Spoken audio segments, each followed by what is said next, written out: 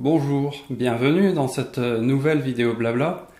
Je suis de retour dans mon décor habituel et j'avais envie de faire une vidéo blabla parce que ça faisait longtemps que j'en avais pas fait, mais je savais pas de quoi j'allais parler. Et il faut savoir que quand tu veux faire une vidéo sur YouTube et que tu sais pas quoi dire, tu as deux possibilités. La première, c'est de rager. Tu rages et puis ça te fait une vidéo. Ce qu'il y a, c'est que moi je sais pas rager. Oh, je rage. Enfin, c'est pas que je sais pas rager, c'est que je comprends même pas le concept de rager en fait. Et heureusement, il y a la deuxième possibilité, c'est de raconter ta vie. Je me suis dit, je vais faire ça. Je vais raconter ma vie. Je vais faire les 3 anecdotes sur ma jeunesse. C'est parti. Oh tiens, un miroir de moi. Première anecdote, la fois où j'ai pas eu mon anniversaire. Bon, c'est une histoire un peu triste, hein, mais ne t'inquiète pas, je m'en suis remis depuis. Parce que quand j'étais petit, j'aimais bien fêter mon anniversaire. Bon, maintenant, je m'en fous complètement, hein, mais quand j'étais petit, j'aimais bien fêter mon anniversaire. Et par exemple, pour l'anniversaire de mes 8 ans, j'ai reçu le plus beau cadeau d'anniversaire d'une personne qui n'est plus maintenant. C'était ce livre, Les Contes du monde entier. Et c'est vraiment un cadeau qui m'a marqué, tu vois, je l'ai gardé jusqu'à maintenant. Et donc, l'année d'après, pour l'anniversaire de mes 9 ans, j'avais mes cousins qui habitaient Narbonne. Et on se voyait de temps en temps pour les vacances, l'été puis à Noël. Et mes cousins, ils avaient plein de trucs qui me faisaient rêver. Ils avaient la Master System. Bon, après, je l'ai eu, la Master System, mais ça, j'en parlerai dans la 3e histoire. Ils avaient aussi l'Amstrad. L'Amstrad. Et ensuite, à Noël, ils ont eu la NES. Alors, la NES, c'était marrant, c'était livré avec un pistolet. On pouvait tirer sur la télé avec le pistolet. Il y avait un jeu avec des canards, on pouvait tirer sur les canards. C'était marrant. Et donc, pour l'anniversaire de mes 9 ans, j'étais avec mon pépé et ma mémé. Et ma mémé me dit, on va aller à Narbonne voir tes cousins et on fera ton anniversaire là-bas. Parce qu'il se trouve qu'à cette époque-là, mon anniversaire tombait en décembre. Et mes cousins, ils avaient aussi leur anniversaire qui tombait en décembre. La semaine après moi, et l'autre la semaine encore d'après. Donc ma mémé me dit, on va aller à Narbonne et on fera ton anniversaire en même temps que tes cousins. J'ai dit, bon d'accord, on fait ça. Et on est allé à Narbonne, et puis ils ont fait leur anniversaire, et moi, ils m'ont zappé. Donc cette année-là, j'ai pas eu mon anniversaire. Deuxième anecdote, cette fois bien plus longtemps après, la fois où je suis rentré au CNRS. J'étais en dernière année d'école d'ingénieur, dans une école d'ingénieur qui n'existe plus maintenant, enfin qui a juste changé de nom, et j'étais aussi en DEA. Alors le DEA, ça n'existe plus maintenant, ça a changé de nom, ça s'appelle le Master 2, je crois.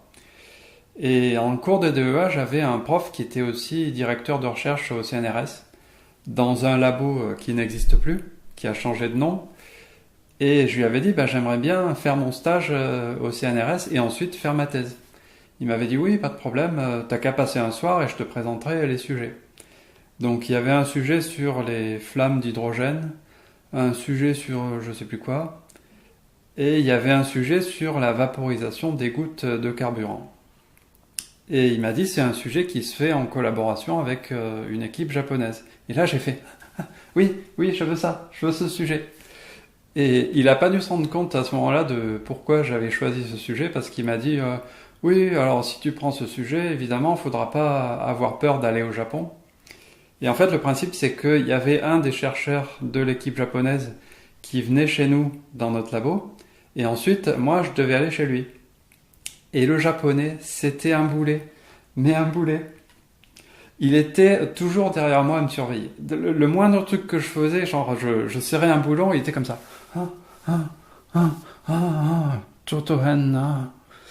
Et un jour, il arrive dans mon bureau, il me fait « Hey Fred, photocopie !» Parce qu'apparemment, au Japon, c'est les étudiants qui font les photocopies des titulaires. Donc bon, je lui ai fait ces photocopies, mais je me suis dit quand même... Le japonais, il vient chez nous dans notre labo et il se comporte comme ça, mais qu'est-ce que ça va être quand j'irai chez lui? Bon, finalement, ça s'est pas fait, j'y suis jamais allé. Et quand j'étais en thèse, j'avais un directeur de recherche. En fait, j'avais 2 directeurs de recherche. J'avais un directeur de thèse qui était aussi directeur du labo. Donc lui, il avait bien compris comment je travaillais. Il me laissait tranquille. Il passait me voir de temps en temps, mais dans l'ensemble, il me laissait faire ma vie. Et j'avais aussi un autre directeur de thèse qui était même pas directeur de thèse en fait, puisqu'il avait jamais passé son habilitation. Il était juste chargé de recherche. Et alors maintenant, le monsieur est directeur adjoint du labo. Donc là, j'ai pas compris.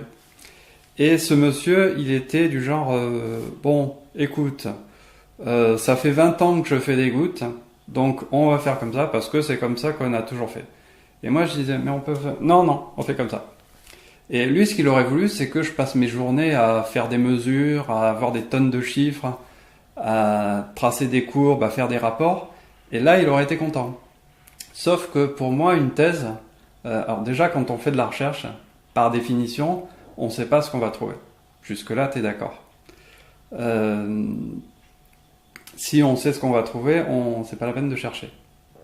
Et pour moi, l'intérêt de la recherche, c'est justement l'ouverture vers l'inconnu.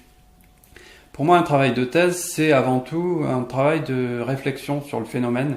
C'est un travail qualitatif. Et ce qui fait l'intérêt de la valeur ajoutée de la thèse, c'est la partie analyse. Sauf que pour pouvoir analyser, il faut des résultats analysés. Et moi, j'avais aucun résultat. J'ai passé beaucoup plus de temps à bricoler sur l'appareil, puisque l'appareil ne marchait pas, que à faire de l'analyse. Donc autant dire que ça me passionnait pas trop. Et à côté de ça, j'avais le monsieur qui commençait un peu à s'agacer, à ronger son frein. Et un jour, j'étais dans mon bureau, je jouais au Mahjong sur mon ordi. Évidemment, le monsieur arrive à ce moment-là. Il me dit, oui, c'est un scandale, c'est une catastrophe. Bon. Dans cette histoire, je suis pas en train de dire que c'est moi qui ai raison et que j'ai rien à me reprocher. Je dis juste ce que j'ai perçu à ce moment-là. Je me souviens très bien, c'était un vendredi, le 31 décembre 2004. J'étais dans mon bureau tout seul, puisque tout le monde était parti en vacances.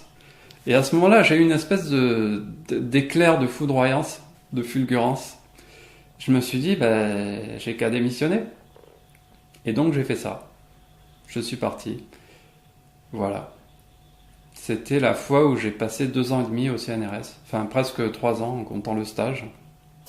Et enfin, troisième anecdote, la fois où j'ai joué à Golden Axe avec mon grand frère. Quand j'étais petit, j'étais vraiment passionné de jeux vidéo. C'est un truc qui me faisait rêver. Et je voulais la Master System. Je voulais la Master System. Et j'avais mon père, là où il travaillait, il avait des bons d'achat pour la rentrée. Et il m'avait dit, quand j'aurai les bons d'achat, je te les donnerai et tu iras acheter la Master System. Alors évidemment, à chaque fois que je le voyais, le soir, je lui disais, alors, tu les as? Et un soir, il est arrivé et il les avait. On a été direct à Géant Casino acheter la Master System. Et c'était bien. Vraiment, j'adorais la Master System. J'ai passé des heures à jouer à la Master System.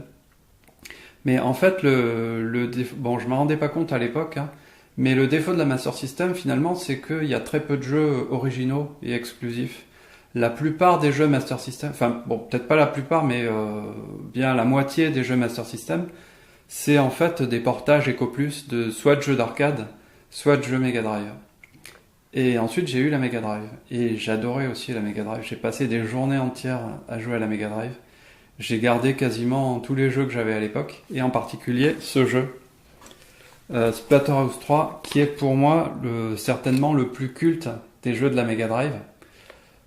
Pourquoi est-ce qu'il est culte? Parce que déjà, il n'est jamais sorti en France. Il est sorti, il me semble, en version américaine. Mais là, je vous présente la version japonaise, que j'avais trouvée dans une boutique d'occasion. Je me souviens qu'à l'époque, j'avais lu le test dans un magazine, et je trouvais ça trop bien, je le voulais. J'avais repéré une boutique à Marseille où ils le vendaient, mais je pouvais pas l'acheter parce que j'avais pas assez d'argent de poche. Et le jour où j'ai eu assez d'argent de poche, j'étais content. Je suis retourné dans la boutique et il n'y était plus. Donc j'ai passé des années à le chercher. J'ai vraiment nourri une sorte de fantasme autour de ce jeu. Et je pense que c'est ça qui m'a marqué plus que le jeu en lui-même en fait. Mais à cette époque-là, il y avait un truc qui me faisait encore plus rêver, c'était les jeux d'arcade. Alors les jeux d'arcade, bon, ça n'existe plus maintenant, hein, ça a complètement disparu. Mais à l'époque, il y avait carrément des salles d'arcade, et on trouvait ça aussi dans les bars. Et moi, j'étais trop petit, je pouvais pas y aller. Et j'avais mon grand frère qui, lui, avait l'âge d'y aller, et il me racontait qu'il jouait à Shinobi, comment Yuan créditait le truc. Et il jouait aussi à Toki. Toki, c'était un jeu de plateforme avec un singe qui lançait des boules avec sa bouche. Et moi, ça me faisait rêver. Je lui demandais toujours de m'emmener avec lui et il voulait pas. Il me disait oh non, non, pas envie. Et un jour, il m'a emmené. Enfin, il a dû m'emmener plusieurs fois, hein, mais je me souviens surtout de cette fois-là. On a joué à Golden Axe et c'était bien. J'avais choisi le nain vert avec la hache et je m'étais bien amusé. Du coup, voilà, c'était les 3 anecdotes sur ma jeunesse. Je pense pas que j'en ferai d'autres, hein, mais si jamais ces anecdotes t'ont plu, ou bien que tu t'es reconnu dans la description de mon grand frère, n'hésite pas à laisser des commentaires. Voilà, c'est gentil.